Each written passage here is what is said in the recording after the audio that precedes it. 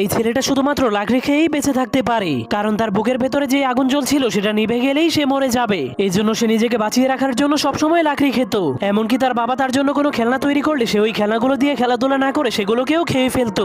এমনকি সে ধীরে ধীরে বড় হওয়ার কারণে তার ক্ষুধাও প্রচুর বেড়ে যাচ্ছিল।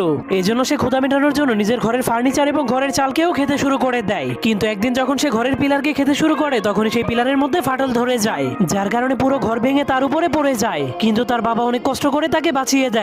তখন তার বাবার এত কষ্ট দেখে ছেলেটার মনটা অনেক খারাপ হয়ে যায়। এই জন্য সে কসম করে আর কখনোই সে লাকড়ি খাবে না। এর পরের দিন তার বাবা ঘুম থেকে উঠে তার ছেলেটাকে কোথাও খুঁজে পাচ্ছিল না। এই জন্য সে তার ছেলের পায়ের ছাপকে ফলো করে করে অনেক উঁচু একটা পাহাড়ের উপরে চলে যায়। তখন সে তার ছেলেকে একা দাঁড়িয়ে থাকতে দেখে জলদি করে তার কাছে চলে যায়। কিন্তু সে দেখতে পায় লাকড়ি না খাওয়ার কারণে তার ছেলের বুকের আগুনটা নিভে গিয়েছে। এর জন্য সে আগুন জ্বালানোর জন্য সেখানে ফু দিতে শুরু করে দেয়, কিন্তু তবুও কোনো লাভ হয় না। এর জন্য তার বাবা অনেক মন খারাপ করে তাকে মাটিতে শুইয়ে দেয়। এরপর তার হাতে তার তৈরি করে একটা খেলনা দিয়ে